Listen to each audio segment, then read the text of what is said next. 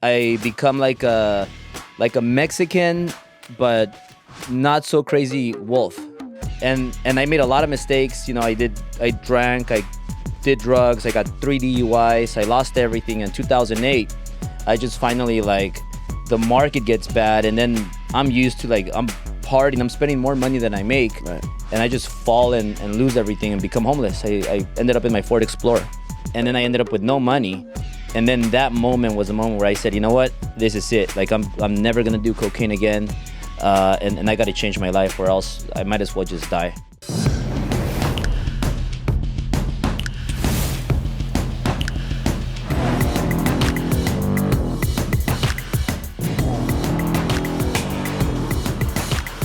Hey guys, JB here in the Wolf's Den. You got the Wolf in the Wolf's Den. I got an amazing guest today on my podcast.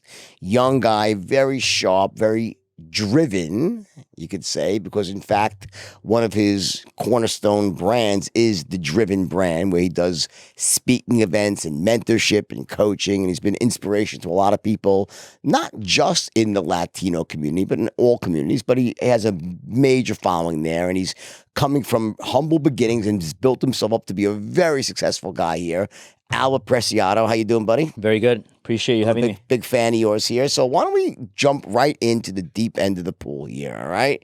And let's start off at the worst absolute moment of your life, which will probably not surprise a lot of people because you're in the mortgage game, and it was probably in 2008 when the shit hit the proverbial fan here, right? And you found yourself basically with a gigantic mess on you. And so let's just start right there at that moment. So what kind of company did you have right as, when things were just about to really, hit the fan? What was your company like before the crisis hit?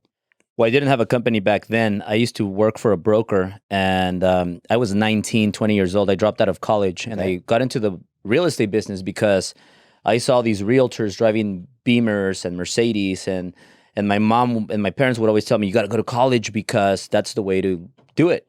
And all the kids I grew up with were getting degrees, graduating, and I would just hear my mom tell me, they just got a degree, this person just got a degree, and that person just got a degree. Where'd you grow up, by the way?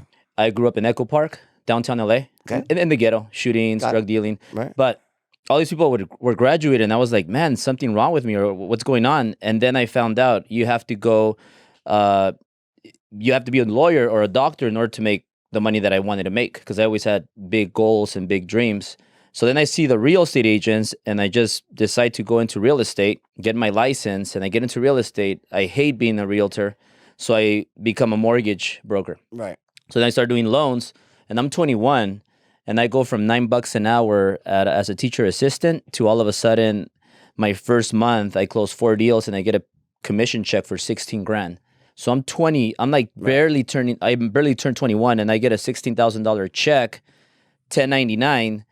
And I don't know what 1099 is. I don't know what mortgage. I didn't even know how to do mortgages. But back then, 2006, late 2005, 2006 was very easy to do mortgages.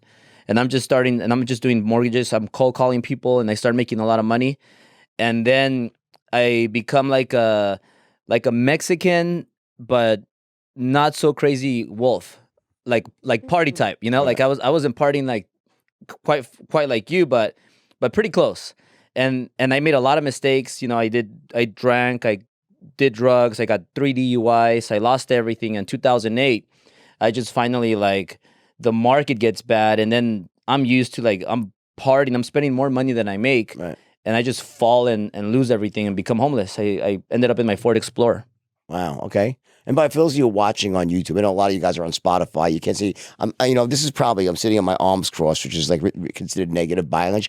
I'm just fucking freezing right now. There's a problem in the office here, and I'm gonna kill someone if I don't fix the freaking heat. Okay, so this is not closed body language. This is self-preservation, pal. So I don't want you to feel like I'm close. We could switch if you want. No, I got a freaking draft here. Okay. Anyway. Okay. So you're at this terrible moment in your life, right? How close were you to there's a spot that I've been at, right? Where I overdosed and, went into actually a mental home for a couple of. All right, listen, time for another new sponsor. Great company here. We're on this healthy kick here, right? Perfect time for this stuff. We have Athletic Greens. Check this out here. All right. This company has cracked the code imagine like there is no real perfect diet out there, perfect combination. Well, this is a way to take in one shake each day. They've got all the minerals, like 75 minerals and vitamins and antioxidants and all the things that you need, phytochemicals to absorb in your body. So it actually is more effective than taking capsules. There's a great absorption rate. It's awesome for you. It tastes great. It's convenient. All right.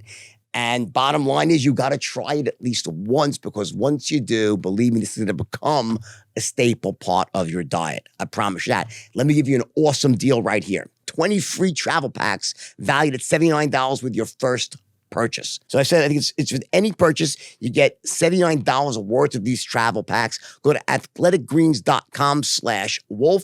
Listen, I've tried this stuff. I like it, and I don't really go for this stuff, but it's awesome. And the health benefits, well, I don't think I can really make health claims. We all know the bottom line is that if you're not eating right, and if you're missing out on certain key ingredients, minerals, antioxidants, it's going to really impact your health in untold ways that we both can imagine and probably never imagine. So you got to try this stuff as you get older. Don't take your health for granted. Give this a shot. Try it once, and I promise you, it will become a staple part of your daily intake. All right, guys, our next sponsor, one of my favorites again, because I think that, we have to always address what's up here, the inner game, right? This is BetterHelp.com. This is basically taking, psychologists and, making it affordable, making it accessible to everyone, no matter where you are in the world, no matter what your budget is, no matter what's ailing you up here, right? They have specialists, psychologists that are really trained in everything that you could think of when it comes to really, making you feel better mindset-wise, depression, anxiety, anger management, whatever, drug addiction, whatever it might be. This is a place that really helps you find the answers, right? And the way they do it, it's confidentiality, it's affordable, it's easy. Listen, they have over 3,000 licensed therapists to choose from. If you don't like the therapist that you get, you can switch therapists. And the amount that they are able to bill you for is ridiculously low. They've actually cracked the code on really a more affordable, more efficient way to deliver mental health. I'm a huge fan of this company, all right? I want you to go to BetterHelp.com. You're going to get an additional 10% off your first appointment by entering the promo code WOLF. So go to BetterHelp.com. And again, it has everything good in terms of, mental health, confidentiality, affordability. You can't go wrong. BetterHelp.com, enter the promo code WOLF, get your discount. Believe me, you'll be glad you did. How low did it really go? Did it really, you at that point, you were thinking about ending it all, never quite there? You can get pretty dark when you're on drugs like that, Well, a lot of times I felt like, you know what? This is the end of it. And I remember one time when I just hit the most rock bottom, I was up all night. And it's usually after that when you say it's time to end it all. That was I was up all night. One night, yeah. I was doing a little bit of lines. Yeah, a little bit. I guess in my book it's probably a little bit. Quite a bit. Right. Quite a bit. How much? And maybe like an 8-ball. Okay. We consider that like a warm-up session in the old days. But keep going. Anyway. But it lasted like about a year that I was into that, and I had a lot of fun. But I could have died. I could have killed myself, because you drink and then that takes away the drunkenness, and then you just keep doing it. Yeah. So I didn't sleep for an entire day. It was like 36 hours awake, and I decided the next day in the morning, I'm good because I'm under the influence, so I'm gonna drive. I'm driving away. And you kill someone else, by the way, and besides yourself too. You could, yeah. And I fall asleep. I close my eyes for a minute, and I hit a car, and I'm like, shit. And then the guy pulls over.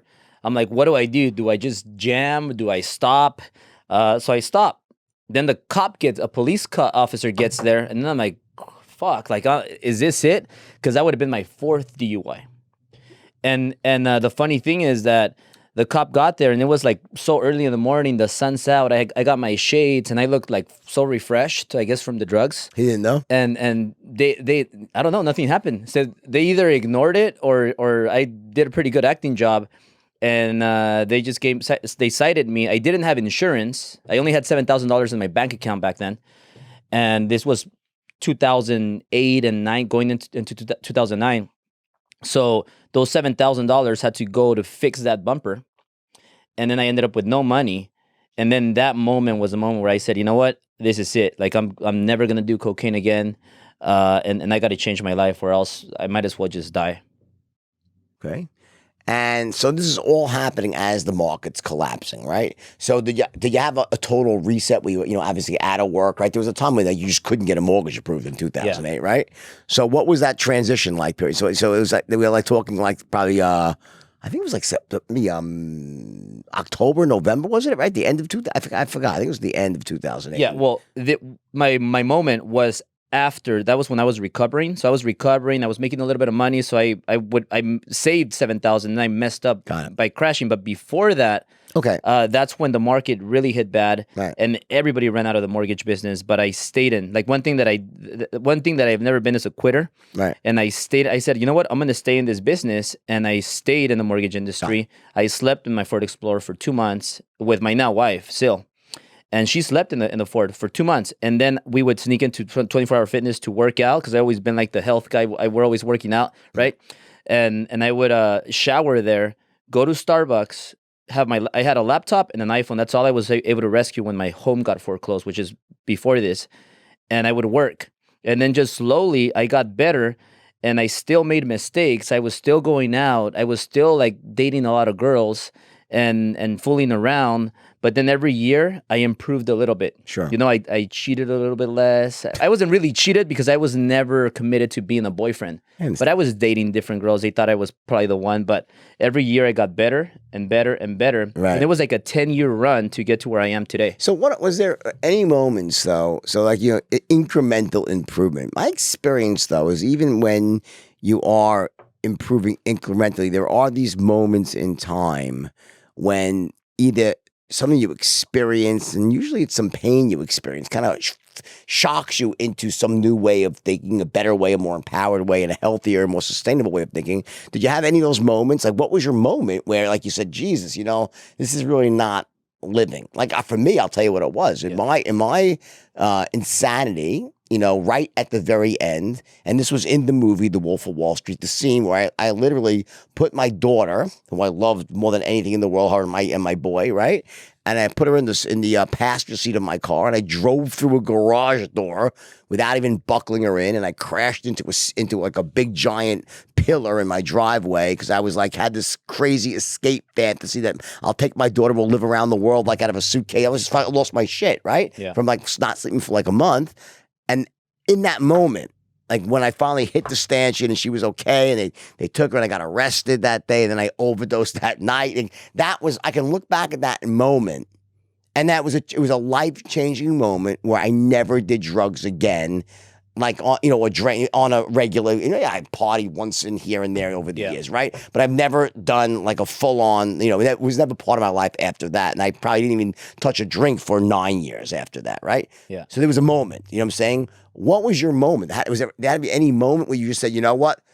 I've learned, I'm done, something has changed, I'm going to kind of be a better version of myself? Yeah, so besides that moment when I stopped completely, before that, like the past 6 months, I was, like when you're trying to quit and you're trying to be good, but you don't, like you get better, but then you go back to your old ways that are bad. There was a moment when I was partying, and I would have strangers in my house, like weird girls and weird guys, and everybody was doing cocaine. And it was like, usually those things, weird people and cocaine go together. It's like kind of a syndrome in some respect. But I remember one time, like my little brother, who's now big, but my little brother he would stay with me on Fridays. I would pick him up from high school, and then he would stay at my house, and I was his role model.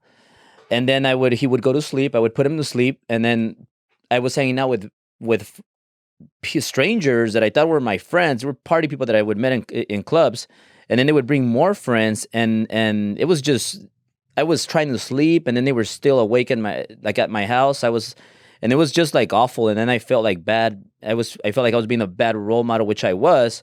And these strangers just doing drugs all night at my Sierra Madre home.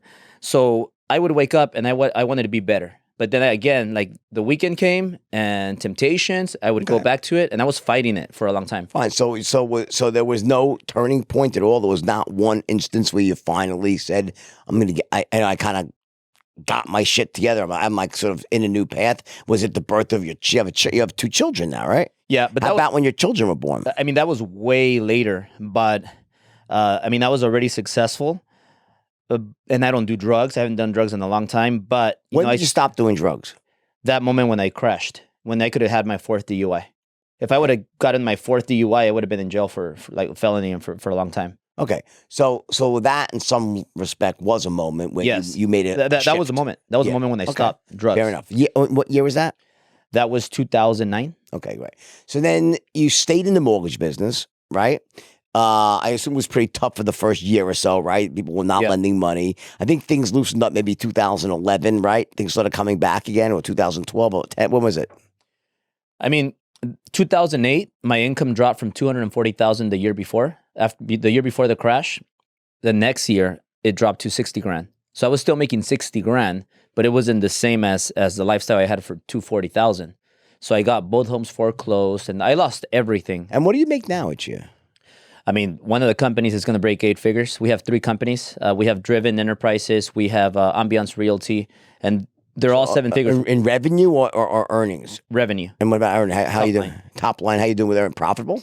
Well, very well, yeah. So what kind of, give me some numbers here. Come on, I want to know. I want to promote. You deserve to be, people need to know you're a very successful guy. You drive a Rolls Royce, right? You live in a beautiful building. You're in my building. Let's hear I want to, okay, listen, there's the old Albert. Yeah. Then there's this new guy that I know who's very successful, has a lot of money, is respected by his peers, empowers other people. Let's draw a line between that old guy and this new guy. So I want to kind of paint a picture of who you are today. What's your life like right now? You have these 3 businesses that are thriving, right? You're doing 8 figures. That's 10 million plus in revenue. You probably got to be dropping at least 20 points to the bottom line on that, maybe? It's in 25%, 30% 25%, margins, okay, good, right? However, it's the first year that one of the companies is going to break that, and it's the first company that we opened, which is... So now people see like my life today, where I have a couple Ferraris. I got my wife a Rolls Royce Dawn, $500,000 car last year for Valentine's, just because I wanted to get it for her. But the story behind that is because my wife's a really bad driver, so I wanted a big car for our babies. Okay. but yeah, you got her a tank basically. Yeah, pretty much. She needed one of those. She's not the best driver, but okay. So you're very successful now. You were a disaster back in 2010. Tell me the steps. Okay. Now I know you were a big believer in mentors, and you found mentors along the way, and you'd find a mentor, you'd extract what you could, and then you'd move on to a better mentor, someone that had a bigger vision for you, right? Yeah. And let's start at the very beginning. Who was your first mentor?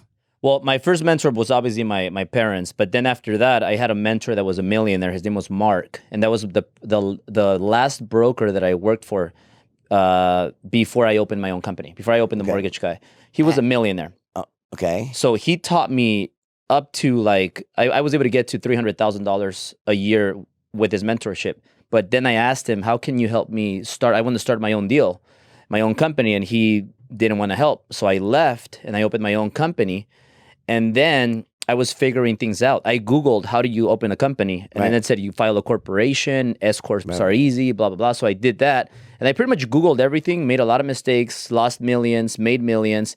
But what helped me was that my first mentor, the millionaire, he told me, buy real estate. Okay. So I started investing in real estate, not single families, but multi-units. Okay. So I got a 4-unit. Then I got another 3-unit. I got a 3-unit, 4-unit, 4-unit, 4-unit, and then I started getting just units. All right. So one of the lessons here, I think, in your life is that basically mentors don't have to be permanent. You can have certain mentors are very good for a certain point in your life to get you from point A to point B. And part of your secret to your success has been knowing when to try to find a new mentor, right? Absolutely. I think mentors could grow with you, or you just have to upgrade them. So some mentors actually are ones that can stay with you forever, while others need to be, you say, you know what, you've taken me this far, thank you. But sometimes you find mentors even resent your own success, right? Absolutely, yeah. So let's go to your next mentor. Who was that? So after that, by the way, the real estate was one of my things that saved me. But after that, I started getting mentored by Todd Duncan. So I had 2 fallouts with 2 mentors. Okay. So I'll go briefly on that. I have nothing but great things to say about these guys. However, it was time to move on. I don't really know Todd Duncan. Todd Duncan he was like the top, like Mike Ferry, Tom Ferry. They're real estate coaches. Tom Ferry. Tom Ferry, Mike Ferry. They're like the #1 real estate coaches. Okay. So Todd Duncan is the #1 mortgage coach. Okay. So I was paying him like $26,000 a year to be part of the elite group.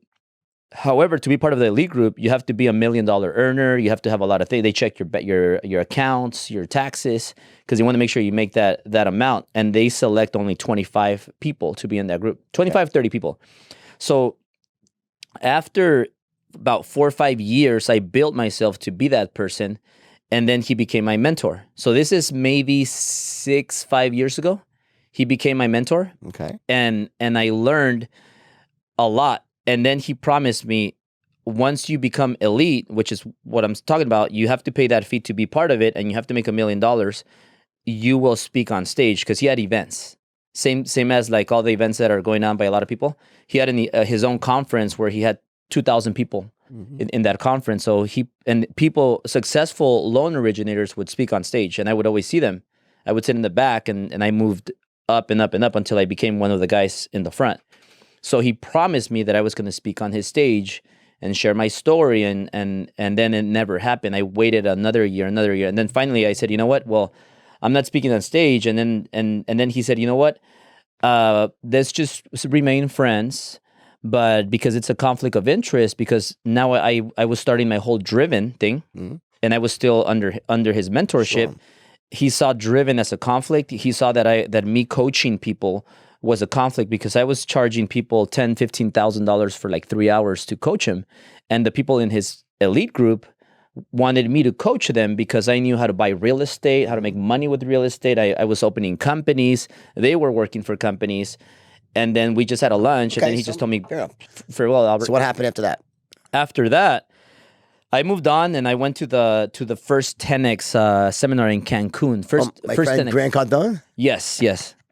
So he had a first ever 10X, which was in Cancun, and there was about 40 people, maybe 40, 50 people. Okay, and you went to that? I went to that one. So he was your mentor for a while, right? And he helped you a little bit. Then you had a fall. What happened? What went wrong with Grant, though? I mean, I know that what with Grant, he resented your success basically as you started to get, your own thing going. Something happened. What was the falling out about? Well, once again, like I absolutely have nothing bad to say about Grant, but great things. Okay, he helped me a lot.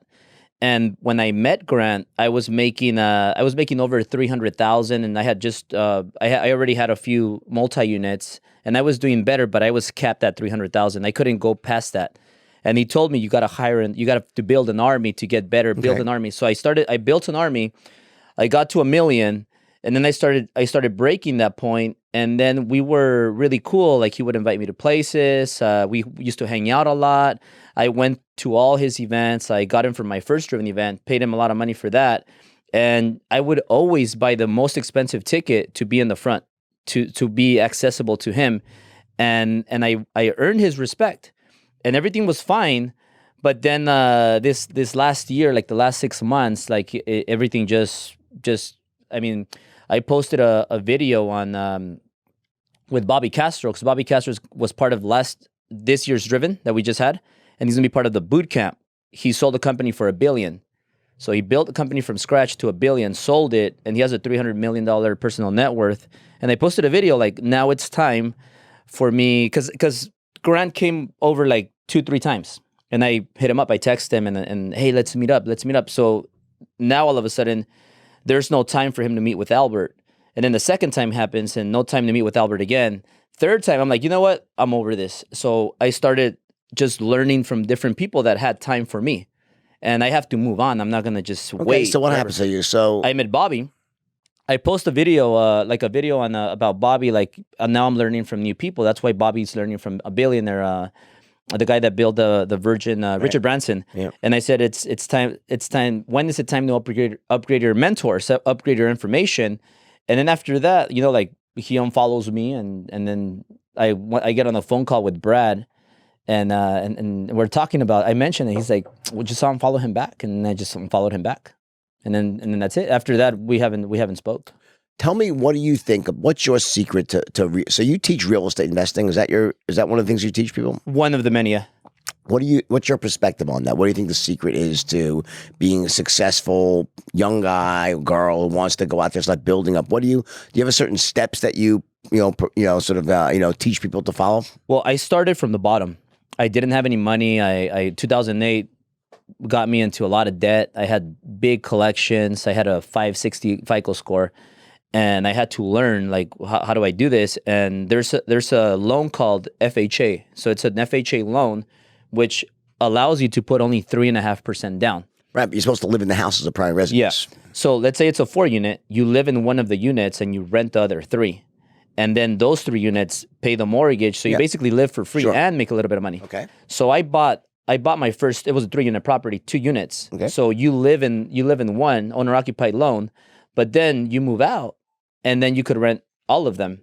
Then you could refinance and cash out money, which is another step. But you have to live in it when you buy it. But For how long? I mean, there's no time frame, but 6 months, 8 months, a year. But let's say that there's some shooting. So let's say someone you're talking FHA loan. If you have bad credit and I guess no money to put down at all, right? They'll finance you with a very low FICO score, right? But for the average, I mean, is that most of the people that you mentor, is that their situation? They have to start with FHA loans.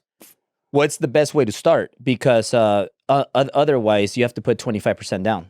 And 25% down of 400,000, 500,000 is a lot of money to most people. Okay. So I started with a 3-unit, and then my wife, before she married me, she got her 4-unit FHA.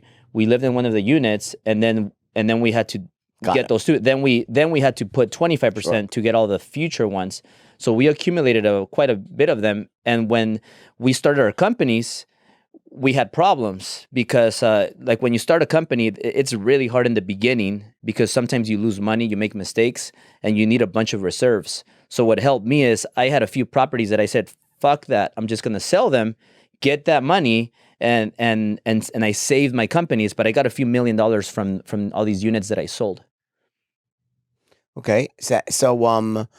So you recommend that for the average person getting started, they should start by getting a loan, FHA, live in the apartment for as long as they have to, then move out, and then if the property goes up in value, refinance it, pull some cash out, and buy something else. Is that?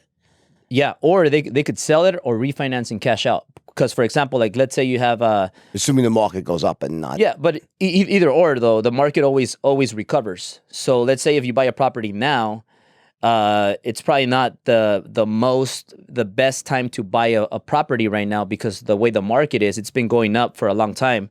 So it's right now at a point where there's going to be changes. Maybe we have a recession in a year or in 2 years. I don't know about like exactly when, but if you keep the property for another 5-6 years, it's going to recover even if we have a downfall. Mm-hmm. And for most people that make $40,000 a year, $50,000 a year, $60,000 a year, it's very easy to qualify for a 4-unit because you also use the other 3 units as more income. It's rental income. What's the maximum loan amount on FHA for a 4-unit?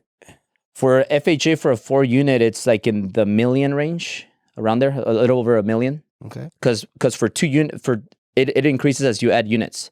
So from 1 to 2 to 3 to 4, it keeps increasing like a couple 100,000. Okay. So you recommend multifamily, start small, buy 1 unit, right? And then is that what you teach? Like is that what's your core business? Is your core business mentoring and teaching people how to get into real estate, or what's the main business that you think is the biggest runway long term for you? Well, my biggest passion and the biggest thing that I teach is entrepreneurship. Like how to start a business. Okay. How to start a business, how to start hiring people, how to scale.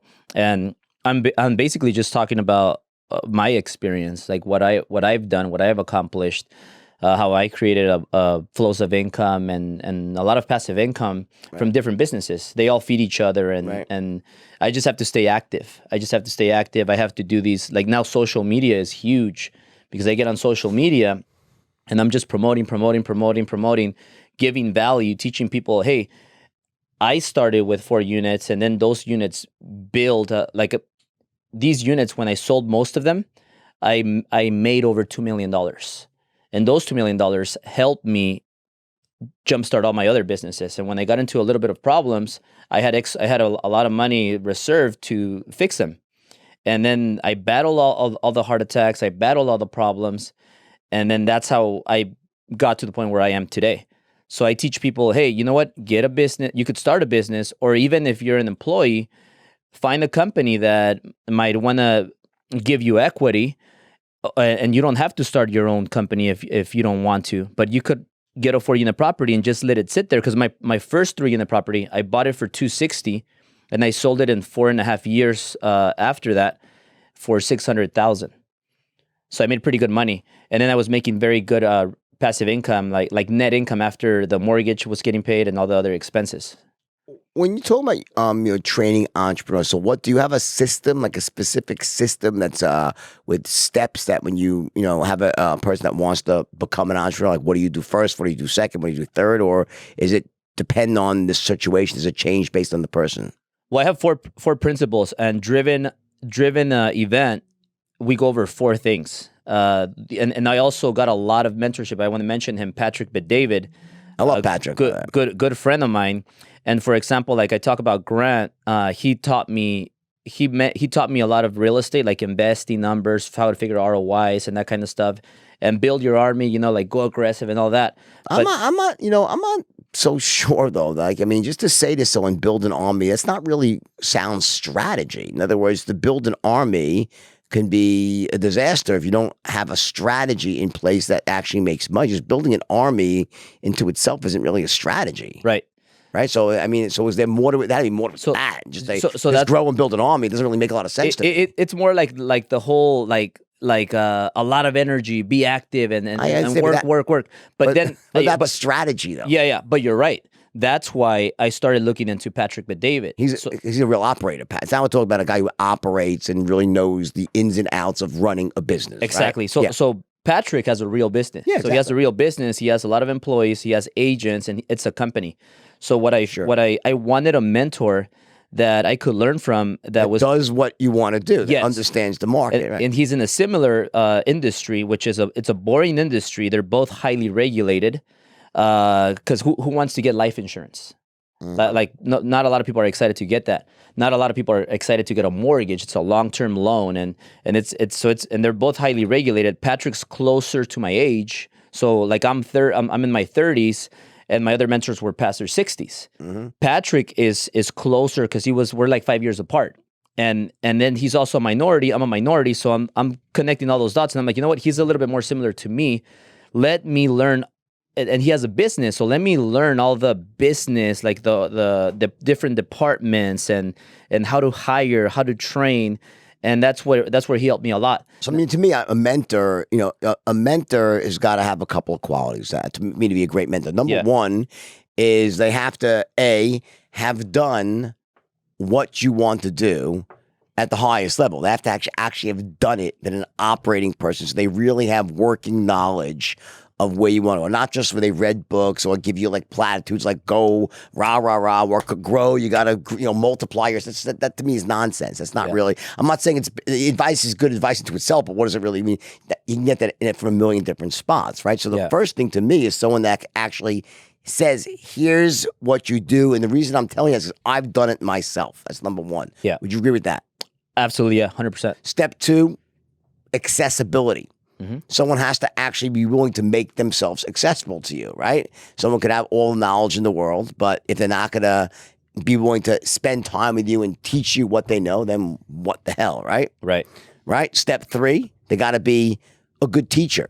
Sometimes you find the greatest operators are the worst coaches. Like in the same way you see it in basketball, baseball, right? The guy's a terrible player. Like Phil Jackson was not the best player out there for the New York Knicks, but he was one hell of a coach. Mm-hmm. And then vice versa, you find guys that were amazing players and shitty coaches, right? So they have to be great coaches as well, right? Yeah. So to me, those are really 3 things, that really have to line up before you can find it. So for you, was Patrick Bet-David that sort of guy?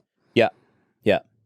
And I guess you got to identify with him as well. When you identify with him, you can see yourself in him, right? Yeah, but I believe you could learn a lot from a lot of people. Like when I met you at the 10,000 building, you're coming in and I knew who you were. Like I watched the movie and I heard a lot of your training. It's amazing, your sales training. And I saw you, and I was like, he looks like Jordan, but I don't know. And then I walk in there. I don't know if you noticed, but I asked my wife, that guy looks like the Wolf of Wall Street. And she's like, the Wolf? And then she's like Leonardo? I'm like, no, not Leonardo, the real Wolf. Right. And so then I see another person talking to you, and I'm like, oh, that's the Wolf. Right. So then I start talking to you, and you start telling me about your sales technique and the straight line, and I'm like, dude, you know what? That makes a lot of sense. Like sales. So I was talking about my 4 principles of business that have worked with 3 businesses. Or sales. Sales are the number one important, because if you don't have sales, then you don't have a business. Right. But then you have to train people. Mm-hmm. So then training is really important. And until I started training my people, we weren't growing. And then systems, operations, systems and procedures. That's really important, and it's been critical to my businesses. And then the 4th and probably most important one right now, especially in today's world, is marketing. So marketing is the reason why I got Ferraris, and I say I use Ferraris like prostitutes, because I use them to get attention, and it makes you seem like you're way more successful. It gives you credibility, and then it makes people that are up here want to talk to me. Okay, makes sense. So when in terms of you saying a lot of mentors, I mean, what you're saying is that, you know, I learn from a lot of people, right, but mentors, they're limited. Well, I mean, I think, listen, I could say from my life that Tom Wolfe, who's the author of Bonfire of the Vanities, was my mentor when it came to writing. I never met him personally, but I studied his work. I used his strategy, and I learned from the guy. So that he was as well as, you know, other authors as well. You know, like I read the book Fear and Loathing, okay, in Las Vegas, which is an unbelievable book, and extracted the strategy from that. Hunter S. Thompson was the author there. So I think what you're saying is that you always try to, like, sort of, you know, whenever you can find yourself in proximity, you want to try to learn from everybody around you, right? You know, and probably not, you know, you don't want to be the smartest guy in the room, so to speak. You want to surround yourself with people who know things you don't know and learn from them, right? Absolutely. Like that's why I say upgrade your mentors. Because, for example, like I learned a lot from Grant, but now you know how he's collecting money for you to invest in him. Like I teach people how you can do it yourself, and you profit all the money. Like if somebody, let's say like Danny, he buys a 4-unit property, he keeps it for 6 years. Right. He's making money every month. He lives in one of the units. Right. After a year, he moves out, he rents it. Property, maybe we have a recession and the property stays the same. And then after 5 years, rental income, or at least he's not losing money while things exactly. And the mortgage and the tenants are paying down the mortgage. He already has like a little nest right there that's going to grow. If he keeps it for 30 years, it's paid off without his money. If he keeps it for 10 years, it might be worth double. I mean, more than likely, it'll be worth double. And plus, the tenants have paid down the mortgage a little bit. Sure. And he's making a little bit of income every month. And you're able to do that, and you'll get ROIs 40%, 60%, 100%. Then you could refinance and cash out. If you have problems, you have control. And I teach people how you can be in control. You don't have to give your money to somebody else, so that they keep all the that's what to be an idiotic thing to do. So, like, you know, that whole investing in his fund. And Grant, I think it's ridiculous. No one's going to make money. That's my opinion. Anyway, but enough of that. Let's go on to your actual events that you do. Yeah. What is Driven? What is that about? Well, you know, you're doing really well with these events, right? Yeah. How often do you have these events? What happens to these events, and who typically attends? Well, it's for entrepreneurs. It's not only for real estate people. But when I attended the 10X event, I went to the next one, and then I came back and I said, you know what? That works. Let me create my own event. So I figured out, I was thinking, like, what should I call it? And I came up with Drive. And then I said, you know what? It's better if you had an N, Driven. So then I created Driven, and I said, well, how the hell am I going to get people in here? Like, nobody knows who I am. I mean, back then, I wasn't doing that well. This was 3 years ago. And I've been doubling every year. So back then, I'm like, I need to get somebody to bring in people. So who do I bring? I bring Grant, and he brings in people, and I'm just using him to get tickets. And then what ended up happening is a lot of the people that went there, they felt it was like broad. Like we had all kinds of ethnicities that attended the first Driven. But then after that, people started liking me. And then the second Driven, it started becoming like a Latino crowd of millennials. And I invested a lot of money because I paid Grant. Then the second one, I paid Ty Lopez. I paid Tim Grover. I paid Patrick Bet-David. I had Brad Lee. a lot of people were there, and I paid money for a lot of those people, and I paid money for the Ritz to get the place. And then the third driven, we went from 500 people to 1,000 to 2,000 plus our last event, which was a couple months ago. We had over 2,000 people, 90% Latinos, millennials, and men. So a lot of men I see, like they look up to me and they see me. They're like, this guy's 36. He has Ferraris. He lives in this 10,000 building. He invested in real estate, made a lot of money, and he has a family. He's a good father. He's a good husband. And then that's my audience. And I noticed that that's my audience. And now I'm just focused. Like I don't stop. Like I love what I'm doing. So now the dangerous part is that I'm very successful. I'm making a lot of money, but I'm having a lot of fun. Like now I could be really bold and I can just say the truth. I'm not worried about hurting somebody's feelings. So, and at these events, what are you teaching people? 4 things. The sales systems, sales operations, training, and marketing.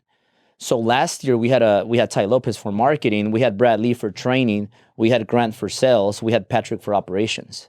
Okay. And those were the topics. And then I'm just learning from them. And I invested money into private mentorships, like coachings from them. So I'm learning. I get that data. I process it every morning. I do audiobooks. I read books. I'm reading a new book. I listen to your podcasts. I'm just learning from a lot of people, and then I go apply it and I execute. And if it's going to cost some money, if I have to market here, I put all the money on the line, I take some risks, and then I win. And everybody's like, oh shit, it worked. And then I'm teaching people like based on my experience, because I'm only able to teach what I've accomplished. And that's what I teach people. Okay. All right, guys, listen. So with that, we're now going to go on to the audio portion of the podcast. We go video, we go the last 10 minutes strictly audio. This is the private confidential stuff? This is when we get dirty. This is where we get dirty. It's just spill out all the cool. And they call me wetback, wetback, go back to Mexico, you don't belong here. Yeah, like my whole elementary school. So what does that do? That made me really tough. That made me like fight. I had to fight or I was going to die and fall.